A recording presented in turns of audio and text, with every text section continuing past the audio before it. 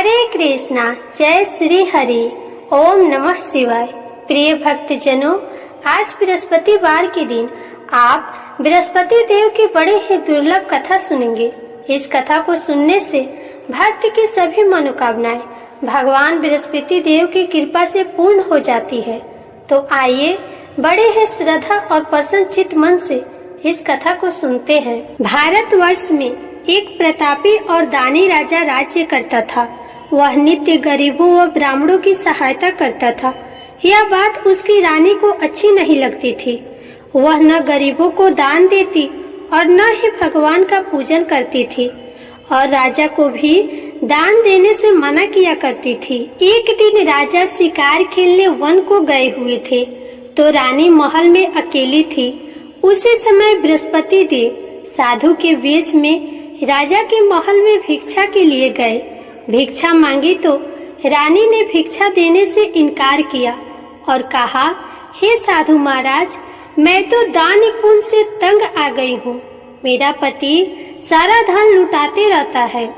मेरी इच्छा है कि हमारा सारा धन नष्ट हो जाए, फिर न रहेगा बांस न बजेगी बांसुरी।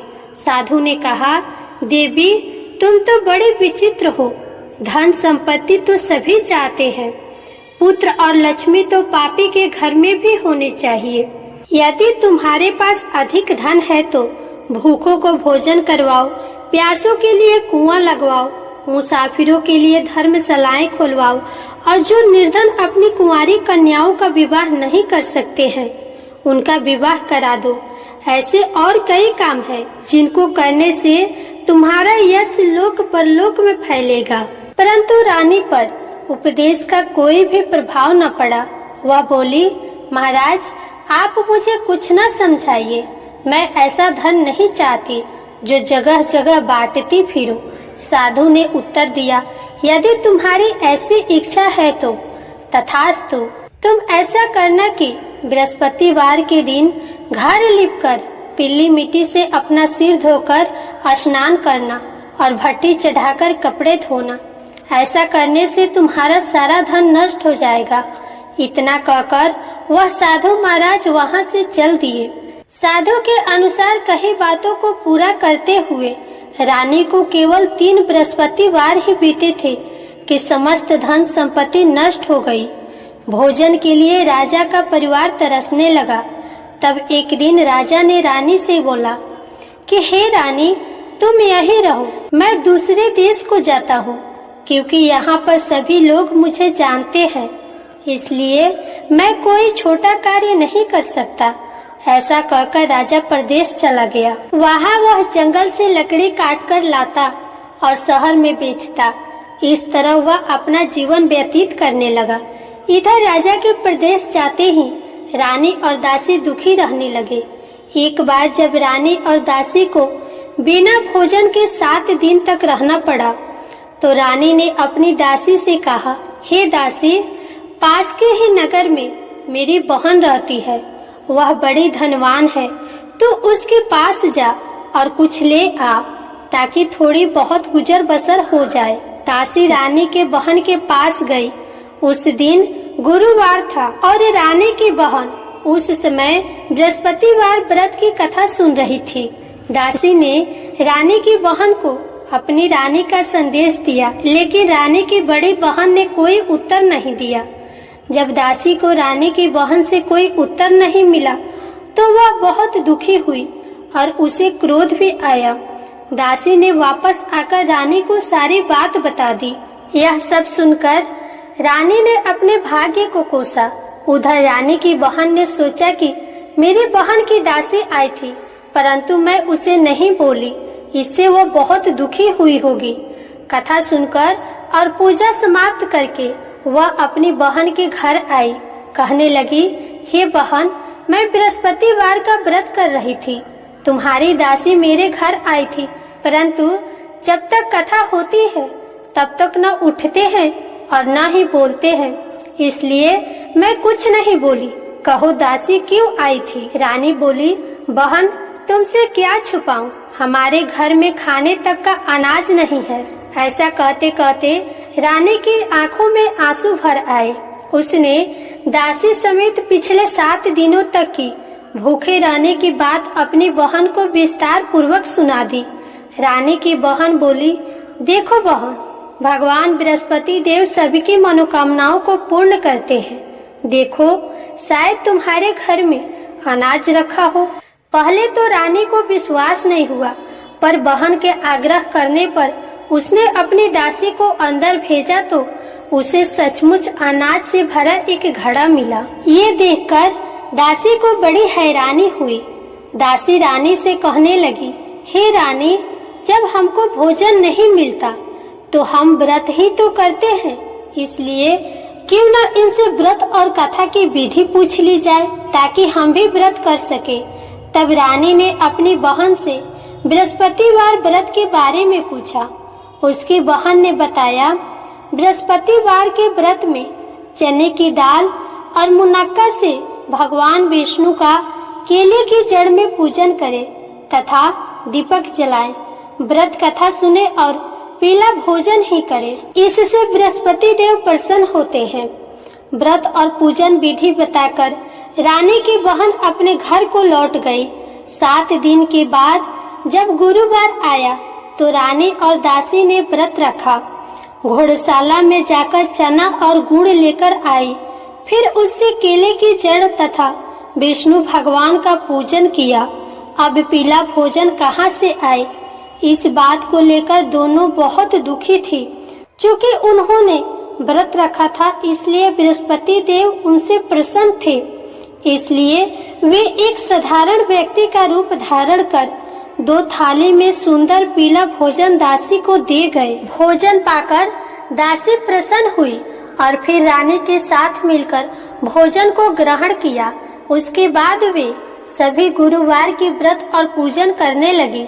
बृहस्पति देव भगवान की कृपा से उनके पास फिर से धन संपत्ति आ गई, परंतु रानी फिर से पहले की तरह आलस्य करने लगी। तब दासी बोली, देखो रानी, तुम पहले भी इस प्रकार आलस्य करती थी। तुम्हें धन रखने में कष्ट होता था, जिस कारण सभी धन नष्ट हो गया, और अब जब भगवान बृहस्पति देव की कृपा से धन मिला है तो तुम्हें फिर से आलस्य होता है। रानी को समझाते हुए दासी कहती है कि बड़े मुसीबतों के बाद हमने ये धन पाया है, इसलिए हमें दान पुण्य करना चाहिए, भूखे मनुष्यों को भोजन कराना चाहिए और धन को शुभ कार्यों में खर्च करना चाहिए। इससे तुम्हारे कुल का यश बढ़ेगा, स्वर्ग की प्राप्ति होगी और पितृ प्रसन्न होंगे। दासी की बात मानकर रानी अपना धन शुभ कार्यों में खर्च करने लगी, जिससे पूरे नगर में उसका यश बढ़ने लगा। उधर एक दिन राजा दुखी होकर जंगल में एक पेड़ के नीचे आसन जमाकर बैठ गया। वह अपनी दशा को याद करके व्याकुल होने लगा।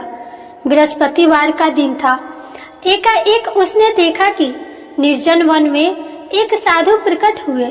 वह साधु वेश में स्वयं ही बृहस्पति देवता थे। लकड़हारे के सामने आकर बोले, हे लकड़हारे, इस सुनसान जंगल में तू इतना चिंता मग्न क्यों बैठा है? लकड़हारे ने दोनों हाथ जोड़कर प्रणाम किया और उत्तर दिया, महात्मा जी, आप सब कुछ जानते हैं, मैं क्या करूं?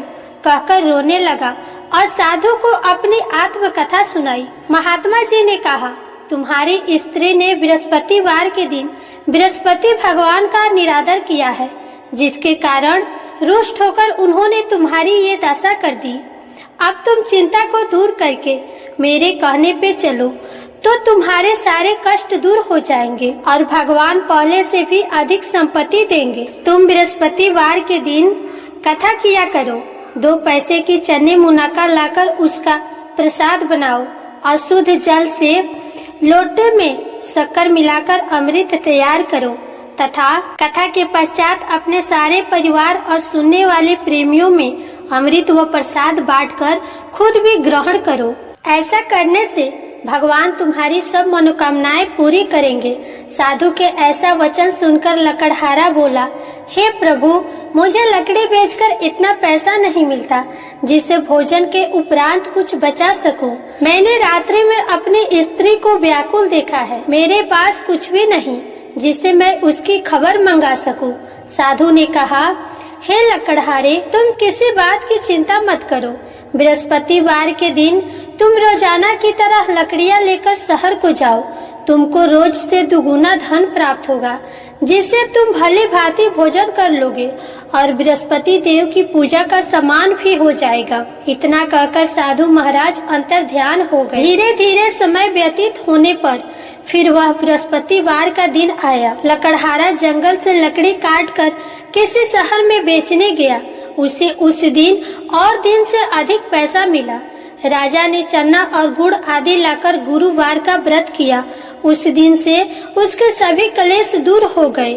परंतु जब दोबारा बृहस्पतिवार का दिन आया तो बृहस्पतिवार का व्रत करना भूल गया, जिसके कारण बृहस्पति भगवान नाराज हो गए। उस दिन उस नगर के राजा ने विशाल यज्ञ का आयोजन किया था तथा शहर में यह घोषणा करा दी कि कोई भी मनुष्य अपने घर में भोजन न बनाए और न आग जलाए। समस्त जनता मेरे यहाँ भोजन करने आए। इस आज्ञा को जो न मानेगा उसे फांसी की सजा दी जाएगी। इस प्रकार की घोषणा संपूर्ण नगर में करवा दी गई। राजा की आज्ञा के अनुसार शहर के सभी लोग भोजन करने गए, लेकिन लकड़हारा कुछ देर से पहुंचा।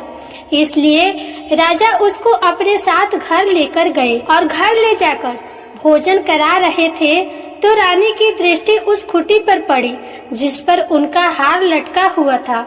वहाँ पर वह हार दिखाई नहीं दिया। रानी ने निश्चय किया कि मेरा हार इस मनुष्य ने चुरा लिया है।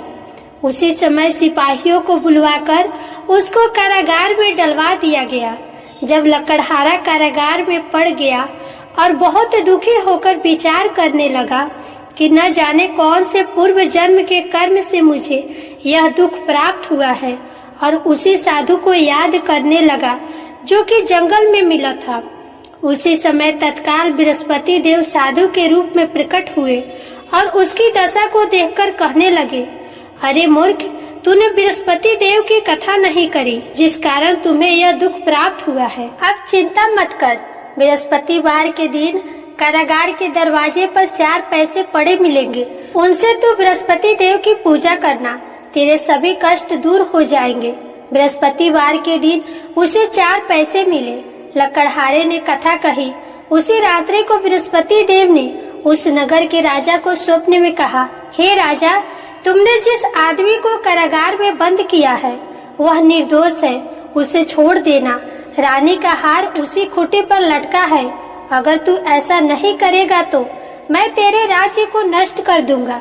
इस तरह रात्रि के स्वप्न को देखकर राजा प्रातः काल उठा और खूंटी पर हार देखकर लकड़हारे को बुलाकर क्षमा मांगी और लकड़हारे को योग्य सुंदर वस्त्र आभूषण देकर विदा कर दिया। बृहस्पति देव की आज्ञा के अनुसार लकड़हारा अपने नगर को चल दिया। राजा जब अपने नगर के निकट पहुंचा तो उसे बड़ा आश्चर्य हुआ। नगर में पहले से अधिक बाग, तालाब, कुएं तथा बहुत सी धर्मशालाएं, मंदिर आदि बन गई है। राजा ने पूछा, यह किसका बाग और धर्मशाला है? तब नगर के सब लोग कहने लगे, यह सब रानी और बंदी के हैं। तो राजा को आश्चर्य हुआ और गुस्सा भी आया। रानी ने यह खबर सुनी कि राजा आ रहे हैं तो दासी से कहा, हे दासी, देख राजा हमको कितनी बुरी हालत में छोड़ गए थे। हमारी ऐसी हालत देखकर वह लौट न जाए, इसलिए तू दरवाजे पर खड़ी हो जा। आज्ञा के अनुसार दासी दरवाजे पर खड़ी हो गई। राजा आए तो उन्हें अपने साथ लेकर आई। तब राजा ने क्रोध करते हुए रानी से पूछा कि यह धन तुम्हें कैसे प्राप्त हुआ? तब रानी ने कहा, हमें यह धन बृहस्पति देव की इस व्रत के प्रभाव से प्राप्त हुआ है। राजा ने यह निश्चय किया कि 7 रोज बाद तो सभी बृहस्पति देव का पूजन करते हैं, परंतु मैं प्रतिदिन दिन में 3 बार कहानी कहूँगा और रोज व्रत किया करूँगा। अब हर समय राजा के दुपट्टे में चने की दाल बंधी रहती और दिन में 3 बार कहानी कहते और व्रत किया करते। एक रोज राजा ने विचार किया कि चलो अपनी बहन के यहाँ हो आवे। इस तरह निश्चय करके राजा घोड़े पर सवार होकर बहन के यहाँ को चलने लगा। मार्ग में उसने देखा कि कुछ आदमी मुर्दे को लिए जा रहे हैं। उन्हें रोककर राजा कहने लगा, अरे भाइयों, मेरे बृहस्पति देव की कथा सुन लो। वे बोले, लो, हमारा तो आदमी मर गया है, इसको अपनी कथा की पड़ी है। परंतु कुछ आदमी बोले, अच्छा कहो, हम तुम्हारी कथा भी सुनेंगे। राजा ने दाल निकाली और जब कथा आधी हुई थी तो मुर्दा हिलने लगा। जब कथा समाप्त हुई तब आदमी राम राम करके उठ खड़ा हो गया। वहाँ से कथा समाप्त करके राजा फिर आगे बढ़ा। आगे मार्ग में उसे एक किसान खेत में हल चलाता मिला तो राजा ने उसे देखकर बोला, अरे भैया, तुम मेरे बृहस्पतिवार की कथा सुन लो। किसान बोला, जब तक मैं तेरी कथा सुनूंगा तब तक 4 हरैया जोत लूंगा। जा, अपनी कथा किसी और को सुनाना। तब राजा आगे चलने लगा। राजा के हटते ही बैल पछाड़ खाके गिर गए और किसान के पेट में बड़े जोर का दर्द होने लगा। उस समय उसकी माँ रोटी लेकर आई और उसने जब यह देखा तो बेटे से सब हाल पूछा और बेटे ने सभी हाल कह दिया। तो बुढ़िया माई दौड़ी दौड़ी राजा के पास गई और बोली कि मैं तेरी कथा सुनूंगी, तू अपनी कथा मेरे खेत पर चलकर कहना। राजा ने बुढ़िया के खेत पर जाकर कथा कही, जिससे कि वह बैल उठकर खड़े हुए और किसान की पेट का दर्द भी खत्म हो गया। राजा अपनी बहन के घर पहुंचा। बहन ने भाई की खूब मेहमानी की। दूसरे रोज प्रातः काल राजा जागा तो वह देखने लगा कि सब लोग भोजन कर रहे हैं। राजा ने अपनी बहन से कहा, ऐसा कोई मनुष्य है जिसने भोजन नहीं किया हो? मेरी बृहस्पतिवार की कथा सुन ले। राजा की बहन ने कहा, हे भैया, यह देश ऐसा है जहाँ की पहले लोग भोजन करते हैं, बाद में कोई अन्य काम करते हैं। अगर कोई पड़ोस में हो तो देख आऊं। वह ऐसा कहकर देखने चली गई, परंतु उसे कोई ऐसा व्यक्ति नहीं मिला जिसे भोजन न किया। अतः वह एक कुम्हार के घर गई जिसका लड़का बीमार था। उसे मालूम हुआ कि उनके यहाँ 3 रोज से किसी ने भोजन नहीं किया है। रानी ने अपने भाई की कथा सुनने के लिए कुम्हार से कहा तो कुम्हार तैयार हो गया। राजा ने जाकर बृहस्पतिवार की कथा कही, जिसको सुनकर उसका लड़का ठीक हो गया। अब तो राजा की प्रशंसा होने लगी। एक रोज राजा ने अपनी बहन से कहा, हे बहन, हम अपने घर को जाएंगे, तुम भी तैयार हो जाओ। राजा की बहन ने अपनी सास से कहा तो सास ने कहा, हाँ चली जा, परंतु अपने लड़कों को मत ले जाना, क्योंकि तेरे भाई के कोई औलाद नहीं। बहन ने अपने भाई से कहा, हे भैया, मैं तो चलूंगी, पर कोई बालक नहीं चलेगा। तो राजा बोला, जब कोई बालक नहीं चलेगा तो तुम ही अकेली जाकर क्या करोगी? राजा बड़े दुखी मन से अपने नगर को लौट आया। राजा ने अपनी रानी से कहा, हम निर्वंशी हैं, हमारा मुंह देखने का धर्म नहीं है और कुछ भोजन आदि नहीं किया है। रानी बोली, हे प्रभु, बृहस्पति देव ने हमें सब कुछ दिया है, वह हमें औलाद अवश्य देंगे। उसी रात को बृहस्पति देव ने राजा से स्वप्न में कहा, हे राजा, उठो, सभी सोच त्याग दो, तेरी रानी गर्भ से है। राजा को यह बात सुनकर बड़ी खुशी हुई। 9वें महीने में उसके गर्भ से एक सुंदर पुत्र का जन्म हुआ। तब राजा बोला, हे रानी, स्त्री बिना भोजन के रह सकती है, पर बिना कहे नहीं रह सकती। जब मेरी बहन आएगी तो तुम उससे कुछ मत कहना। रानी ने बात सुनकर हाँ कर दिया। जब राजा की बहन ने यह शुभ समाचार सुना तो वह खुश हुई और बधाई लेकर अपने भाई के यहाँ आई।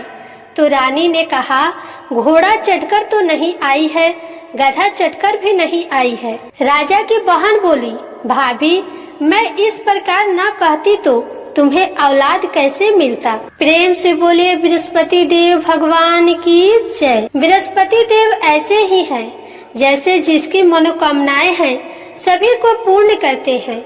जो सत्य भावना पूर्वक बृहस्पतिवार का व्रत करता है, कथा पढ़ता है एवं सुनता है, दूसरों को सुनाता है, बृहस्पति देव उनकी सभी मनोकामनाएं पूर्ण करते हैं। बृहस्पति देव उनकी सदैव रक्षा करते हैं। जो संसार में सत्य भावना और सच्चे हृदय से बृहस्पति देव का पूजन करते हैं, उनकी सभी मनोकामनाएं उसी प्रकार पूर्ण होती है। जैसे राजा और रानी ने बृहस्पति देव की कथा का गुणगान किया, उनकी सभी इच्छाएं बृहस्पति देव ने पूर्ण की। मनुष्य को हृदय से उनका मनन करते हुए जयकारा करना चाहिए। तो प्रेम से बोलिए बृहस्पति देव भगवान की जय, विष्णु भगवान की जय, समस्त देवी देवता की जय। अब आप सुनिए बृहस्पति देव की आरती। ओम जय बृहस्पति देवा, जय बृहस्पति देवा, छिन छिन भोग लगाऊं कदली फल मेवा। ओम जय बृहस्पति देवा, जय बृहस्पति देवा, तुम पूर्ण परमात्मा, तुम अंतर्यामी, जगत पिता जगदीश्वर, तुम सबके स्वामी। ओम जय बृहस्पति देवा, जय बृहस्पति देवा, चरणामृत निज निर्मल सब पातक हरता, सकल मनोरथ दायक कृपा करो भरता।